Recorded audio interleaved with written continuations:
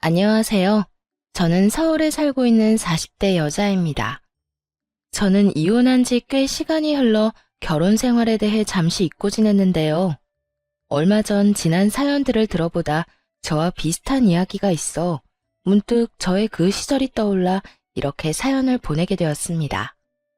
너무 오랜만에 꺼낸 이야기라 조금 정신없을 수도 있겠지만 최선을 다해 적어볼 테니 다들 많은 양해 부탁드립니다. 저와 남편은 결혼을 한 지 5년 차 된 부부였어요. 남편에겐 1살 차이 나는 형이 있었는데 저희가 결혼할 당시에는 미혼이었던 시숙이 독립하여 따로 살고 있었죠. 하지만 저희가 결혼식을 올리고 난 후 1년 뒤 결혼을 하게 된 시숙은 시댁에 들어가서 살더라고요. 시숙이 집을 마련할 능력이 안 되는 것도 아니었고 오히려 사업이 잘 되는 편이라고 들었는데 독립한 사람이 합가를 한다고 하니 의아할 수밖에 없는 상황이었어요. 심지어 형님 집안 역시 부유한 편이라고 들었던 터라 여러모로 갑작스러운 합가는 의아할 수밖에 없는 상황이었습니다. 그러던 어느 날 남편이 씩씩거리며 그 의아한 상황이 일어나게 된 이유를 설명해 주더라고요. 진짜. 장남이면 다야? 짜증나, 진짜. 왜, 무슨 일인데? 아주버님이랑 다퉜어? 내가 형이랑 싸움이나 되겠어? 엄마가 형만 감싸고 도는데? 우리 엄마는 진짜 왜 그러는 줄 모르겠어. 요즘 세상이 어떤 세상인데 그저 장남, 장남, 장남. 혼자 살 때도 나가 살던 형이 결혼까지 했는데 왜 합가했다는 줄 알아? 엄마가 글쎄 사업자금을 대준다고 했대. 사업자금? 아, 그래서 합가하신 거야? 그래. 사업자금 주는 조건으로 합가하라고 했대. 형이랑 형수는 신나서 들어간 거고. 이게 말이나 돼? 우리 결혼할 때는 돈이 다 묶여서 땡전 한 푼 안 주시더니 형한테는 얼마나 들지도 모르는 사업자금을 지원해 주신다는 게 말이나 돼? 어디 차남 서러워서 살겠소?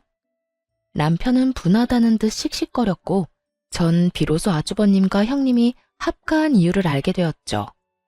사실 이 이야기를 듣는데 섭섭한 마음이 들지 않았던 건 아니었어요.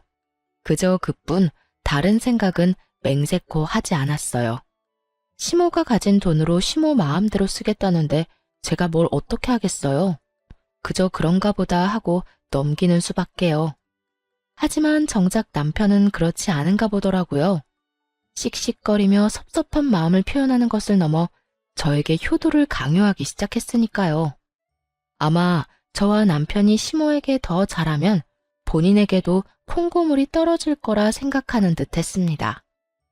여보, 이번 주 주말에 약속 없지?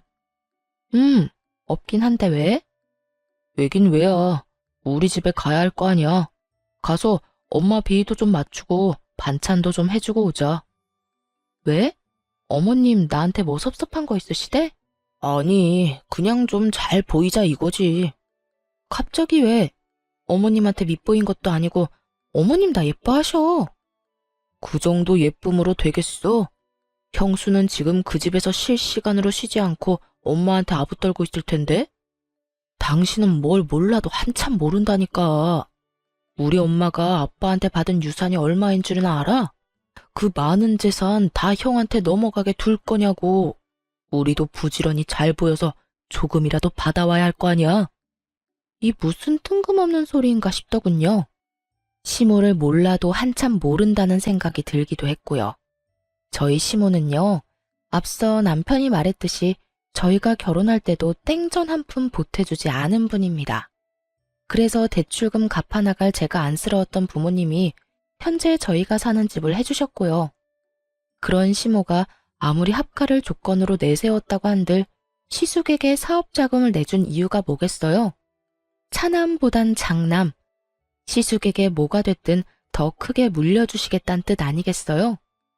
제 눈엔 훤히 보이는 시모의 의중이 남편의 눈엔 보이지 않는 듯했고 저를 끌고 끝까지 시댁으로 데리고 가더군요. 제발 부탁이라는 말까지 하면서요. 저는 남편이 부탁이라고까지 하니 남편의 뜻에 따라주기로 했어요. 남편의 뜻대로 반찬도 만들고 시모에겐 늘 그렇듯 싹싹하게 굴고요.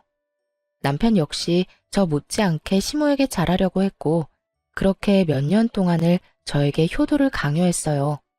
그 시간 동안 제가 시모에게 잘한 건 재산 때문은 아니었어요. 남편의 부탁 때문도 있었지만 그때까진 그저 시모와 사이가 나빠 스트레스를 받는 것보단 사이가 좋은 편이 더 나을 거라 생각했고 남편의 부모님이기에 며느리로서 해야 할 도리를 다하고 싶었던 거죠.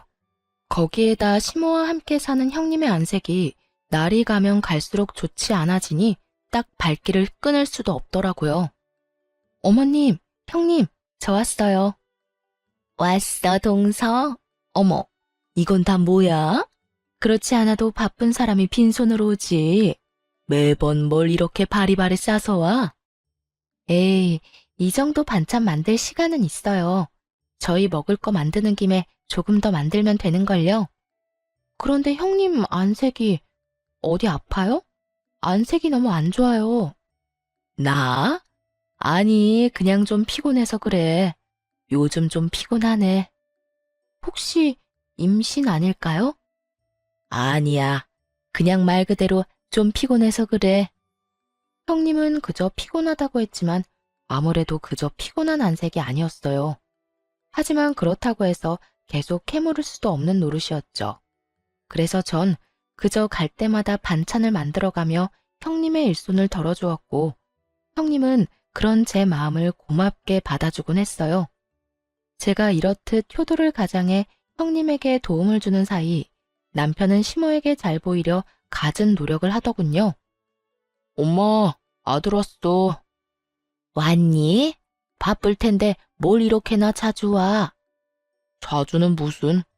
생각 같아서 나도 들어와서 살고 싶은 걸 참고 있으니까 그런 섭섭한 말 하지 마. 아픈 데는 없지? 식사는 하셨어? 오늘도 엄마 며느리가 엄마 드시라고 반찬 만들어 왔어. 엄마 둘째 며느리 음식 좋아하시잖아. 나밖에 없지? 음식은 며느리가 만들었는데 생색은 왜 자기가 낸대? 웃기는 녀석일세. 둘째야, 고생했다. 매번 이렇게 싸우는 거 힘들지 않아? 네, 괜찮아요. 저희 거 하는 김에 더 하면 되는 거예요. 형님은 어머님까지 모시고 사는데 저는 이런 거라도 해야죠. 맛있게 드셔주시니 그저 감사하답니다. 모시고 살기는 무슨, 내가 모시고 사는 거지. 내 집에서 내 돈 쓰면서 편하게 사는데. 이런 분위기로 만들려고 한 말은 아니었는데 순식간에 찬물 엎은 분위기가 되어버리니 어찌해야 할 바를 모르겠더라고요. 제가 아무런 대답도 하지 못하고 미안한 마음에 형님 눈치를 살피는데 형님이 저를 보며 괜찮다는 입모양을 해주며 미소를 지어주더라고요. 남편 역시 갑자기 싸해진 분위기를 살피다 시모의 기분을 풀어주려 애썼고요. 에이, 우리 엄마 또 이런다. 우리 엄마 시장하시구나. 얼른 식사합시다.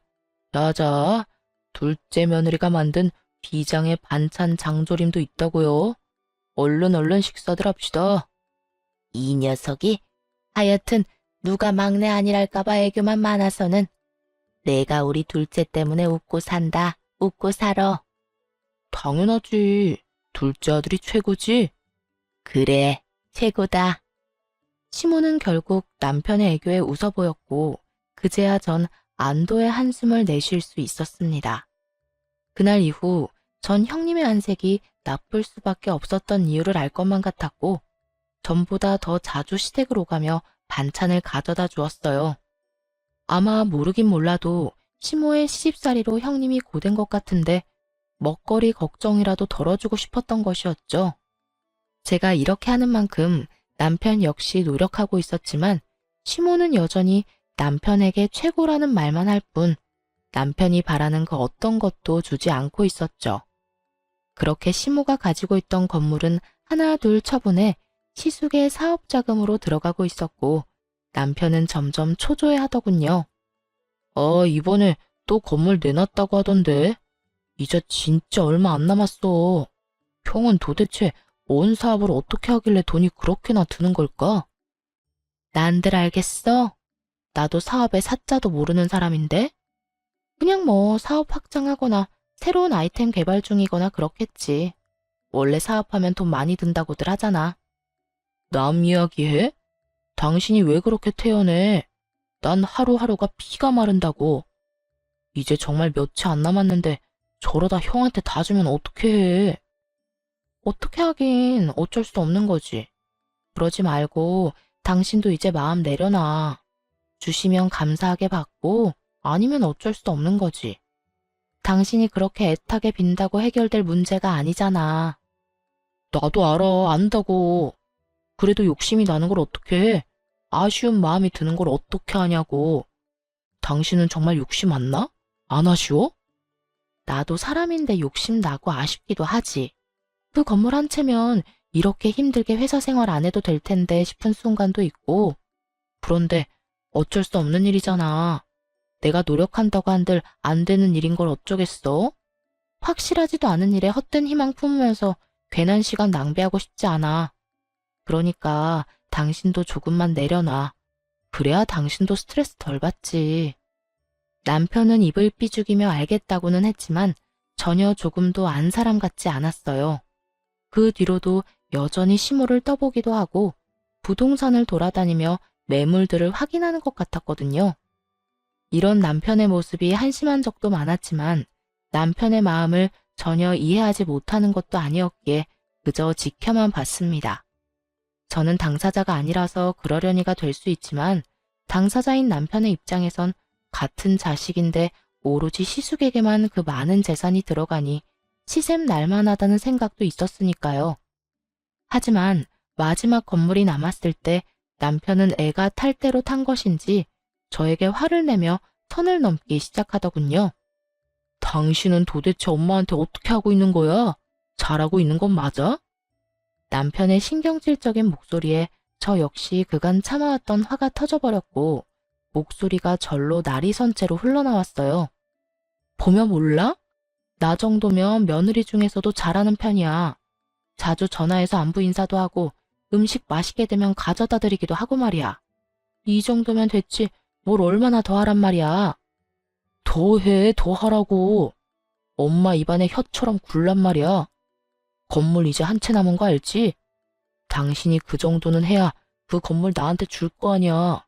그 건물 받으면 나 혼자 좋은 줄 알아? 당신한테도 좋은 일이라고. 이쯤 되니 남편의 정신 상태가 궁금했어요. 재산 바라고 부모에게 잘하는 게 그게 효도가 되나요?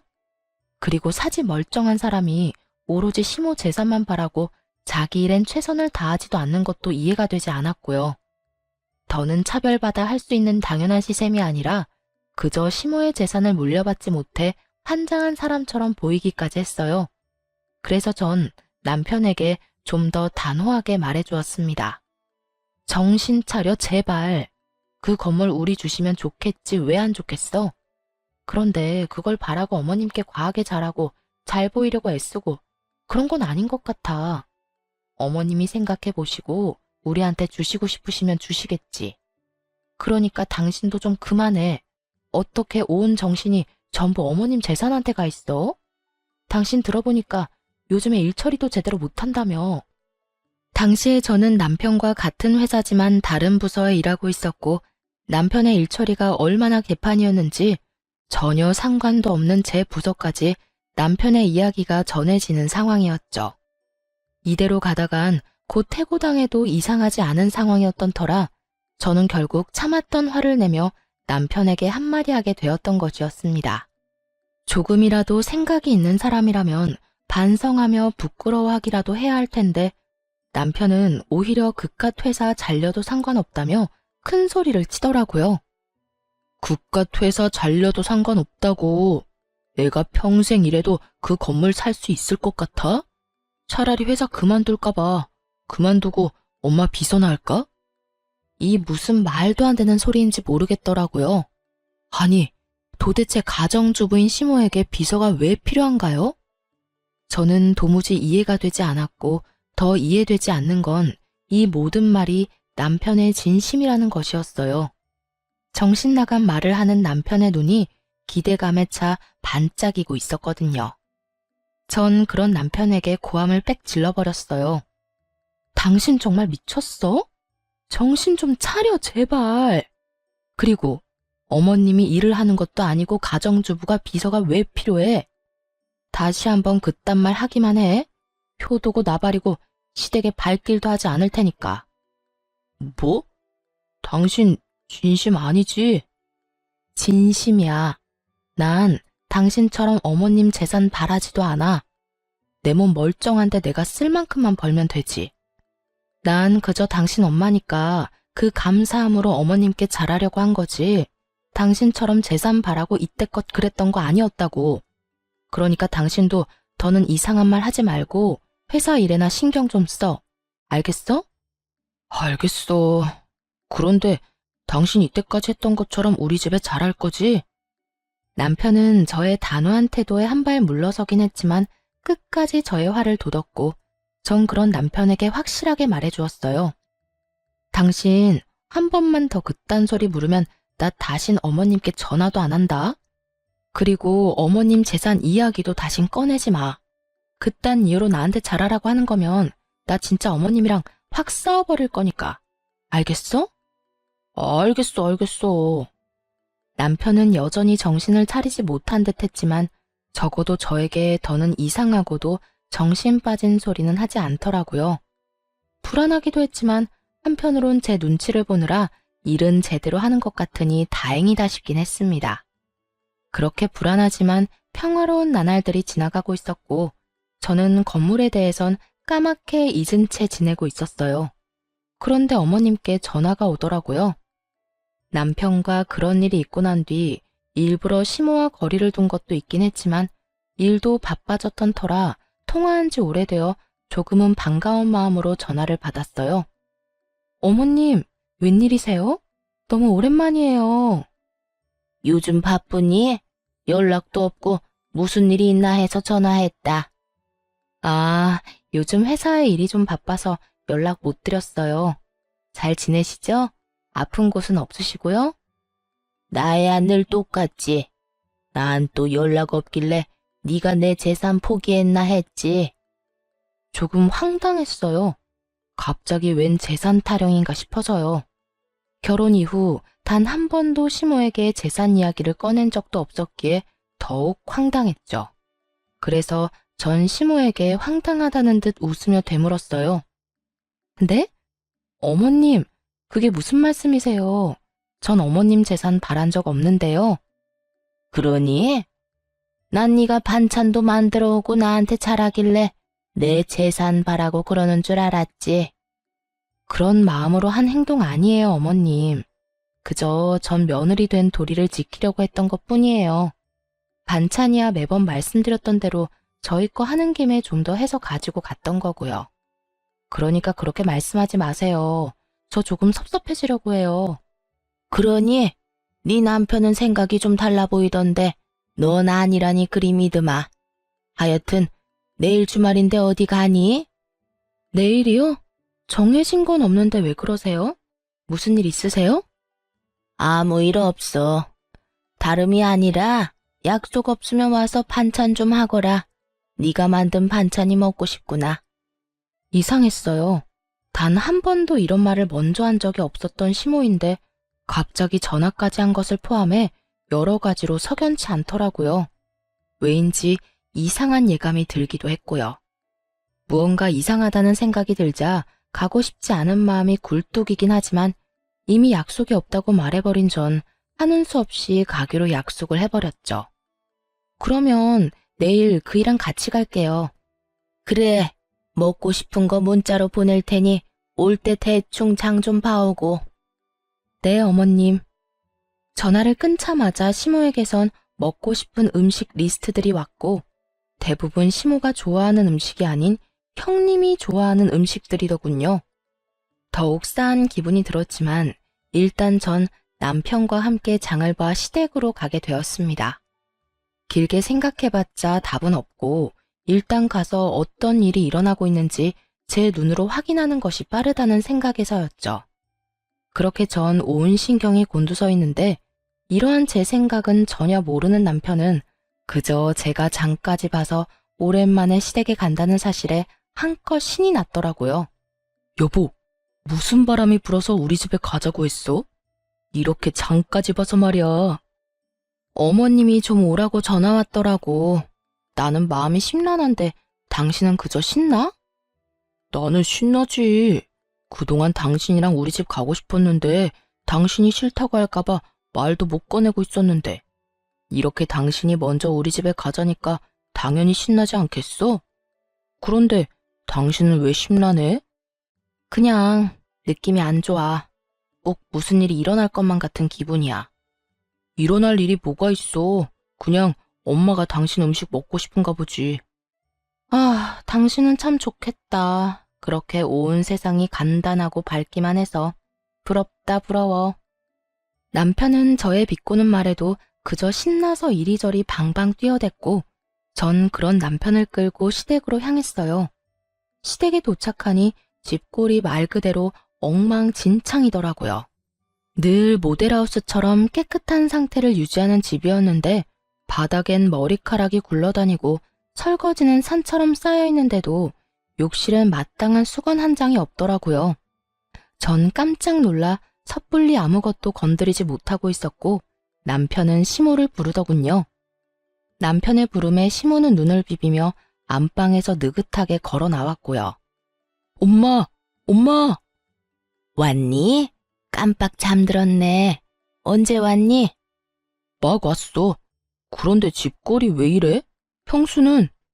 남편은 당연스럽게 형님에 관해 물었고 시모는 남편의 말에 대답하기도 싫다는 듯 저를 향해 몸을 돌리며 이렇게 말을 하더군요. 둘째야, 장 봐온 건 주방에 두고 일단 청소부터 좀 하거라. 빨래도 해야 하고 여러 가지도 엉망이야.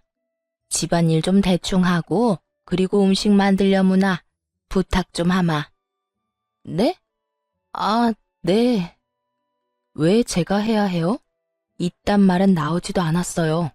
집안 상태가 심각한 만큼 시모의 표정도 심각했고 전 그저 네라는 대답밖에 나오지 않았어요.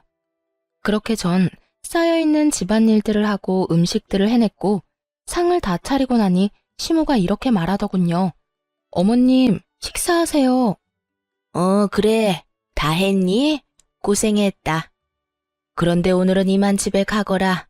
밥은 다음에 같이 먹자꾸나. 이건 도대체 무슨 경우인가 싶더라고요. 하루 종일 뼈 빠지게 집안일 시키고 음식까지 다 만들어서 상까지 차렸더니 이제 와서 밥도 먹이지 않고 집에 가라뇨. 심지어 저녁 시간대가 지나도 한참 지난 시간이라 당연히 저녁밥을 먹고 간다고 생각했던 터라 이만 집으로 돌아가는 시모의 말은 황당하기까지 했어요. 남편 역시 저와 생각이 같았는지 시모에게 되물어보더라고요. 어? 집에 가라고? 저녁 먹고 집에 가라는 게 아니라? 그래, 오늘은 이만 가. 왜? 지금 시간이 몇 시인데 나 배고프단 말이야. 하루 종일 집안일 하느라 힘이란 힘은 다 썼는데 밥도 안 먹이고 보낼 거야? 남편은 떼를 부리기 시작했고 그런 남편의 모습에 시모는 한숨을 내쉬는가 싶더니 이내 진지한 얼굴로 이렇게 말하더군요. 아들, 엄마가 오늘 네 형수랑 진지하게 할 이야기가 있어서 그래. 그러니까 오늘은 그냥 좀 가. 둘째야, 고생 많았을 텐데 오늘은 네가 이해 좀 해주렴. 내가 네 형님이랑 긴히 나눌 이야기가 있어서 그래. 곧 네 형님 오기로 했으니까 오늘은 이만 돌아가려무나. 그제야 남편은 상황의 심각성을 깨달은 것인지 제 손을 잡아 끌며 집에 가자고 하더라고요. 전 그런 남편의 손에 이끌려 집으로 왔고 얼마 지나지 않아 형님에게 전화가 왔습니다. 동서, 오늘 고생 많았지? 아니에요. 그런데 어떻게 하셨어요? 어머님이 저 왔다 갔다고 하시던가요? 급하게 저희 보내길래 비밀로 하고 싶어 하는 것 같아서 일부러 형님한테도 전화 안 했는데요. 아니, 어머님은 아무 말 안 했지. 어머님 댁에 가보니까 동서가 한 음식이 있길래 그제야 동서가 와서 그 고생을 한 걸 알았어. 고생은 무슨 고생이에요. 하나도 힘 안 들었어요. 그런데 형님, 어머님 댁에 안 계세요? 말씀하시는 거 들어보니 그런 것 같아서요. 오늘 어머님 집 꼴도 그렇고 여러모로 무슨 일이 있긴 있는 것 같은데 어머님도 별말 안 하더라고요. 그게 나 요즘 친정에 있어. 아무래도 이혼할 것 같아. 남편이나 어머님한테는 이미 이혼할 거라고 말 다 했고, 동서한테는 말해야지 하다가 이제서야 말하네. 미안해. 갑자기 이혼이라니. 무슨 일이 있을 거라 생각은 했지만 이혼은 전혀 생각지도 못한 전개라 이게 무슨 일인가 싶더라고요. 부부 사이 문제니 자세한 내막은 알 수 없었지만 시댁에 갈 때마다 형님과 시숙 사이엔 큰 문제가 있어 보이기는커녕 사이가 너무 좋아 보였으니까요. 네? 이혼이요? 이렇게 갑자기 왜요? 무슨 일 있으셨어요? 아무래도 난 사업하는 남자랑 안 맞는 것 같아. 어머님도 한몫했고, 동서는 잘 모르는데, 어머님, 이제 얼마 남지도 않은 재산 가지고 얼마나 생색내는 줄 알아? 날 무슨 하녀처럼 부려먹는다니까. 남편이란 놈은 사업에 미쳐서 자기 마누라가 당하든 말든 돈만 나오면 된다고 생각하고 살고, 나도 지쳤어. 전 전혀 몰랐어요. 매번 어머님 댁에 갈 때마다 형님이랑 아주버님이랑 표정 밝으셔서 그런 쪽으론 생각도 못했어요. 가끔 안색 안 좋으신 건 그저 형님 말대로 피곤하신가 보다 했는데 진작 말씀하시지. 그랬으면 저라도 더 자주 가서 좀 도왔을 텐데요. 동서가 이렇게 신경 쓸까 봐 그랬지. 동서 성격에 내가 힘들다고 하면 당장이라도 달려와서 이것저것 돕는다 할 게 뻔하니까. 그렇지 않아도 일하는 사람이 나 걱정되어서 자주 오는데 내가 그런 말 하면 아예 그 집에 사는 사람처럼 들락날락 했겠지. 그나저나 앞으로 어머님이 동서를 많이 괴롭힐 거야. 종처럼 부려먹던 내가 없으니까 이젠 동서를 가만두지 않을 거야. 그래서 하는 말인데 절대로 어머님이 하라는 대로 시키는 대로 다 하지 마. 순순히 시키는 대로 다 하면 그래도 되는 사람이라 생각하고 막대할 거니까. 알겠지? 상황이 이렇게 돼서 미안해, 동서. 평소 형님과 사이가 좋았던 게 이럴 땐 큰 도움이 되더라고요. 형님은 그 뒤로도 나에게 당부와 걱정 어린 우려들을 긴 시간 쏟아내 주었고, 전 형님 덕에 그간 몰랐던 시모의 모든 것을 알게 되었습니다. 시모는 그간 형님을 종부리듯 사람을 부려먹었다고 하더라고요.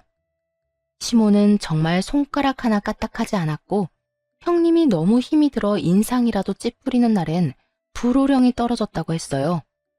남편 잘 만나서 넓은 집에서 호강하는 주제에 그 정도 일이 힘드냐면서요.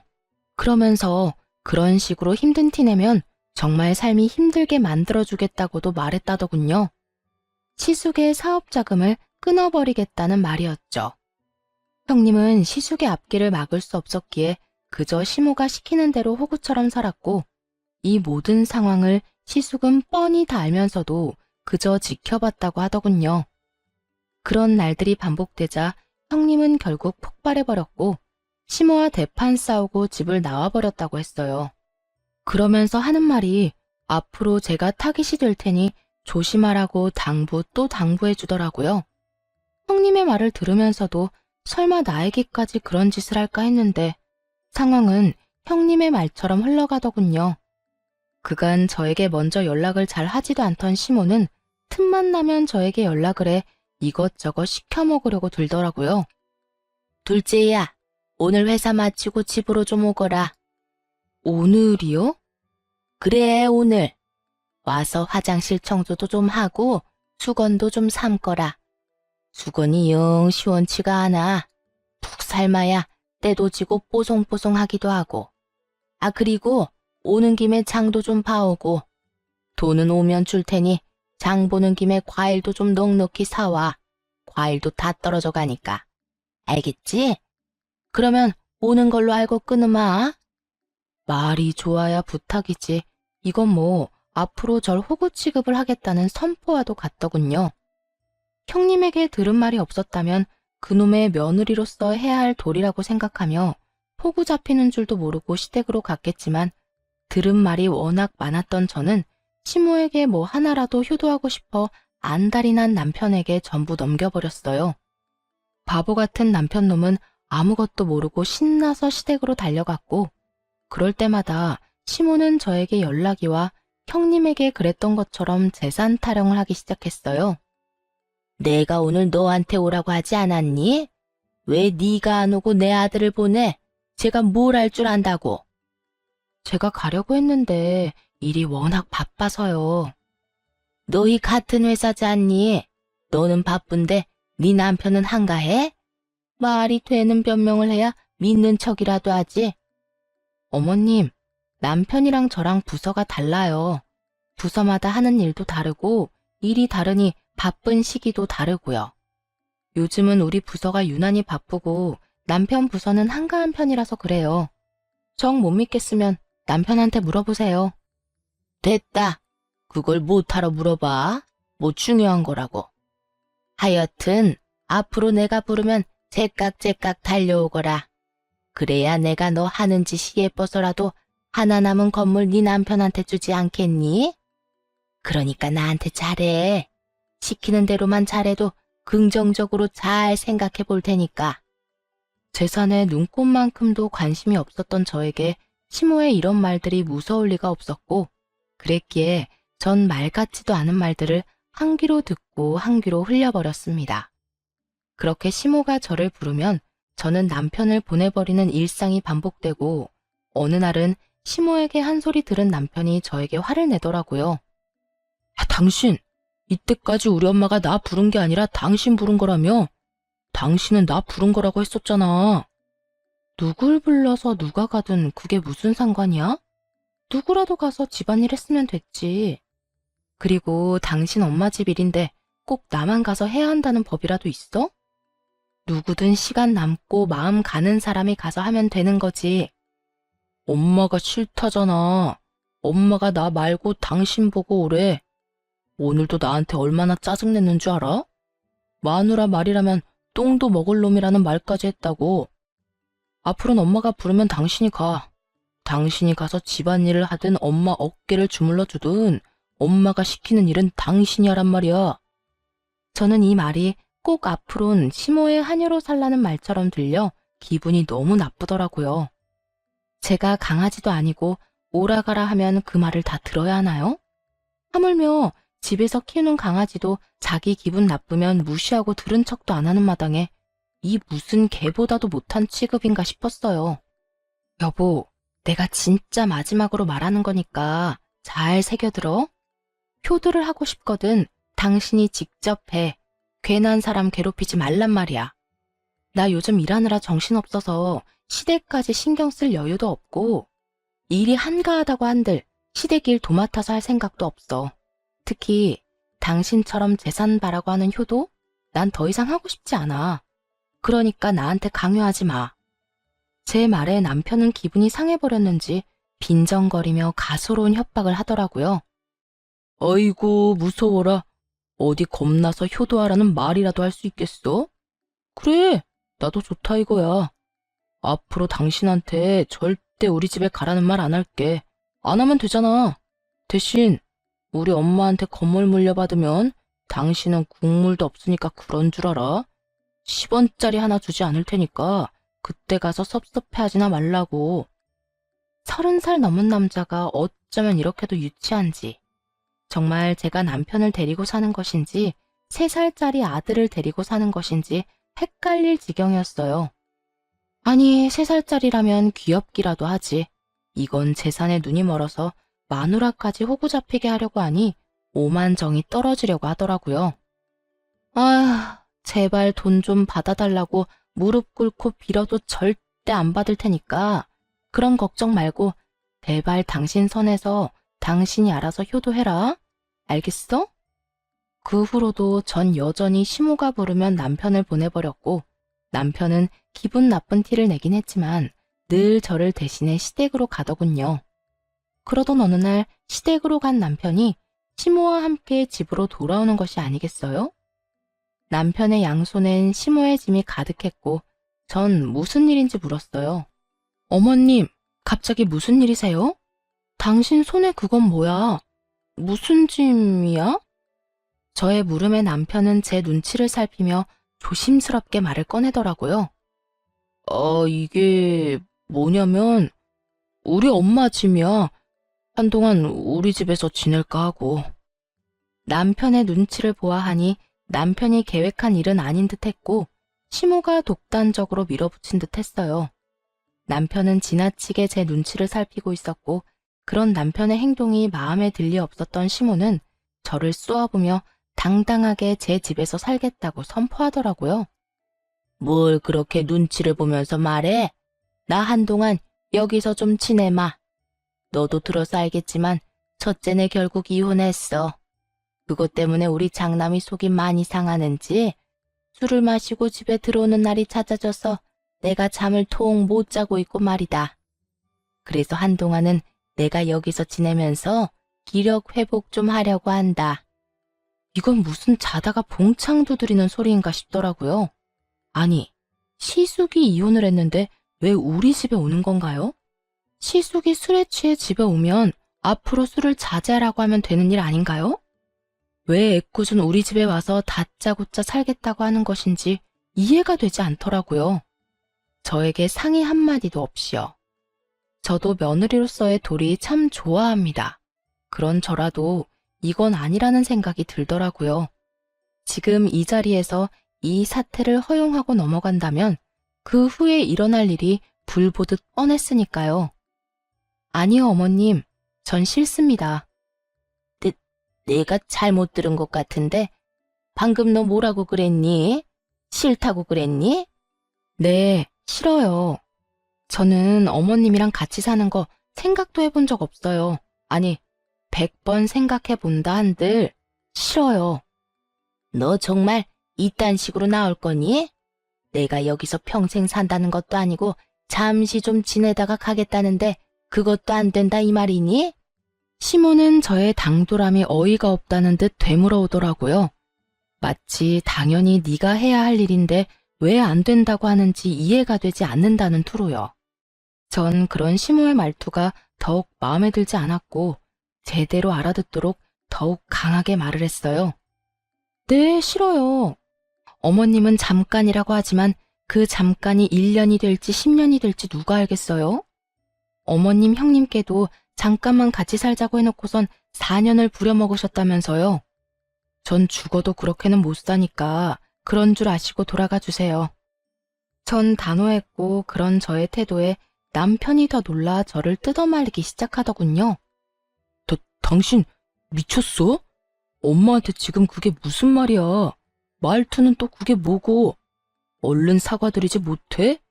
얼른 싹싹 빌고 엄마가 쓸 빵 청소나 해. 얼른. 싫어.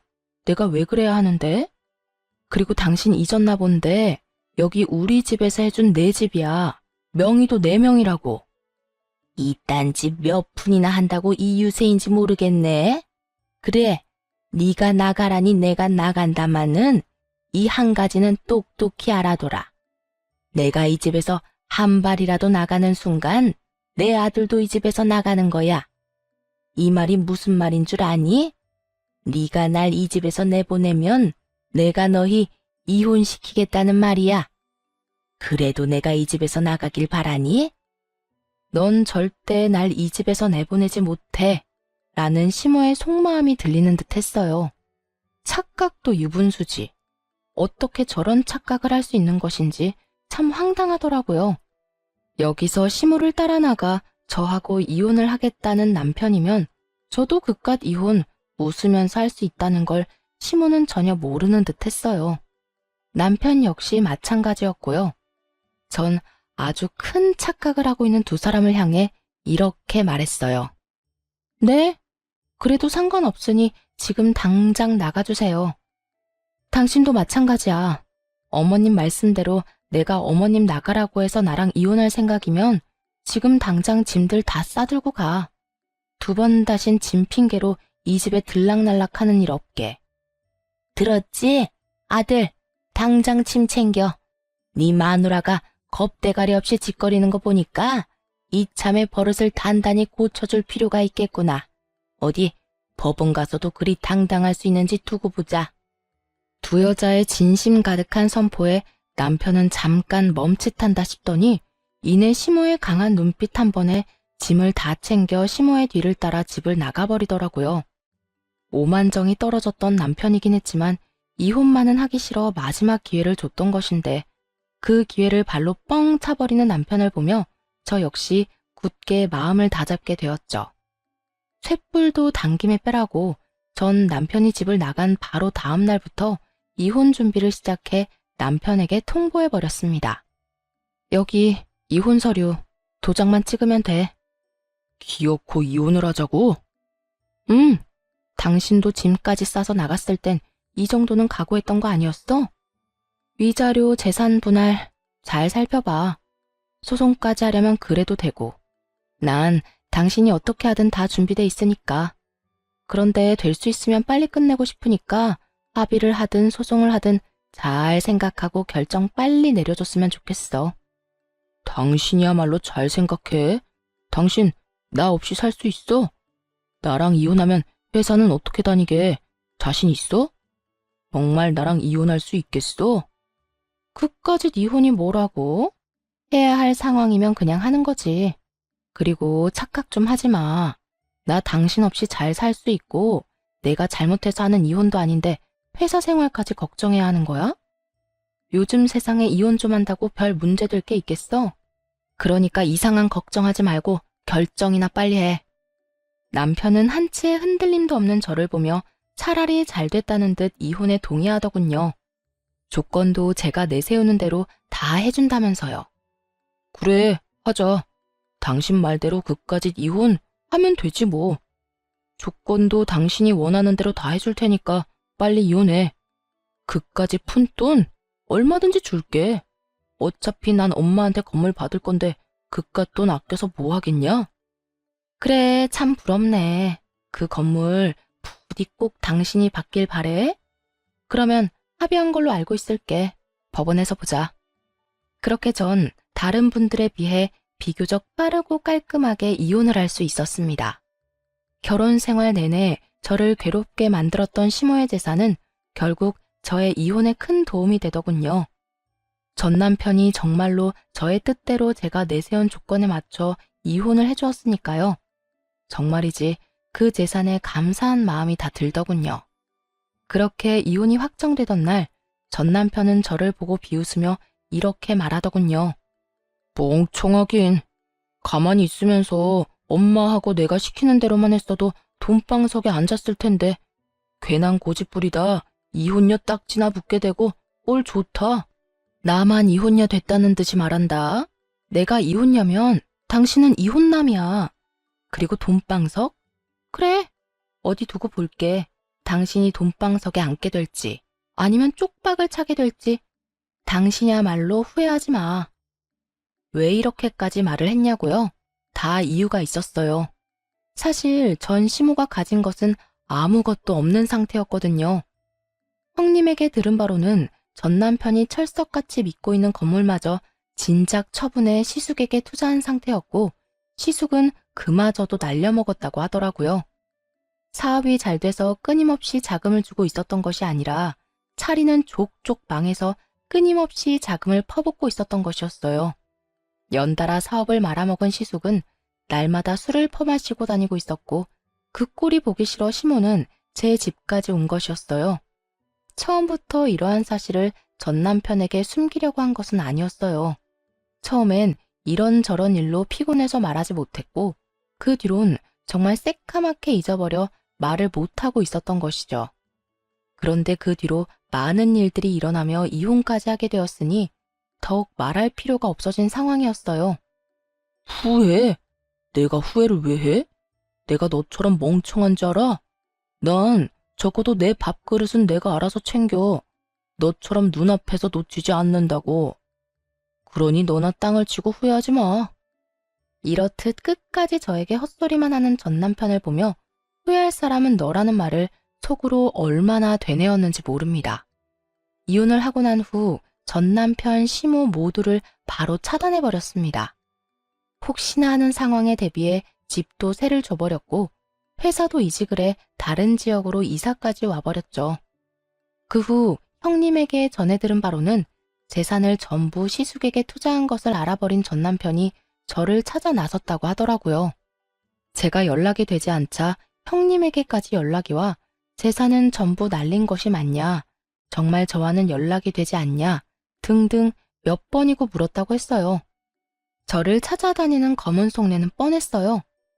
전 남편은 저에게 위자료를 주기 위해 대출까지 받은 상태였고 그거에다 심호회계소가 퇴직금까지 미리 받아 시숙에게 다 줘버려 빚쟁이 신세였거든요. 그러니 어떻게 해서든 저에게 들러붙어 어떻게 해서든 한 푼이라도 받아가려 저를 찾아 나선 게 뻔히 보이지 않겠어요? 전 시모도 전 남편과 처지가 별반 다르지 않다고 하더라고요. 어머님도, 아니, 그 아줌마도 별반 다르지 않아. 있는 재산 다 첫째 아들한테 다 갖다 주고 깡통 차니까 둘째 아들 돈까지 끌어다 난리를 부리다가 이혼까지 하게 만들었으니 어쩌겠어? 그냥 빚쟁이 두 아들 둔 빚쟁이 엄마가 된 거지. 하나 있던 집까지 다 말아먹고 요샌 단칸방 월세살이 한다고 하더라. 다 큰 아들 둘 끌어안고 오순도순 잘 살아보라지 뭐. 동서는 이제 이쪽으론 신경도 쓰지 말고 관심도 주지 말고 거기서 잘 살아. 나도 이제 그 집 신경도 안 쓸 거야. 세 인간 모두 빚쟁이가 되었다는 말을 듣는데 참 잘된 일이다 싶었어요. 그렇게 재산 믿고 사람을 괴롭혀대더니 딱 어울리는 벌이다 싶었으니까요. 이 소식을 마지막으로 전 시댁의 소식은 들을 수 없었고 그렇게 그 지긋지긋한 인연도 끝이 났습니다. 전 이직한 회사에서 잘 지내고 있어요. 얼마 전 승진도 했고 회사 사람들과 잘 지내고 있죠. 사연 처음에 말씀드린 대로 이혼을 한 지도 꽤 많은 시간이 흘러 특별한 일이 없는 한 요즘엔 그 시간들을 잊고 잘 살고 있습니다. 지금까지 연애라고 단정 지을 만한 관계를 맺은 적도 없고 앞으로도 그럴 생각이 전혀 없는 상태예요. 그렇다 보니 결혼 생각도 전혀 없고요. 그저 아직까진 휴일엔 저를 위한 시간을 보내고 가끔은 여행도 다니는 게 참 좋더라고요. 생각보다 혼자 하는 여행길에서 제가 보고 느끼는 많은 것들이 더 큰 의미가 있다는 생각에 한동안은 계속 혼자 지내보려 합니다. 최근엔 기타를 배우고 있는데요. 손가락도 다치고 물집도 생기긴 하지만 그 모든 걸 감수할 만큼 즐거워 한동안은 기타 배우는 재미에 푹 빠져 지낼 듯 합니다. 이 정도면 혼자 지내는 것도 꽤 괜찮지 않나요? 이로써 저의 사연은 끝이 났습니다. 지금까지 긴 사연 들어주셔서 감사합니다.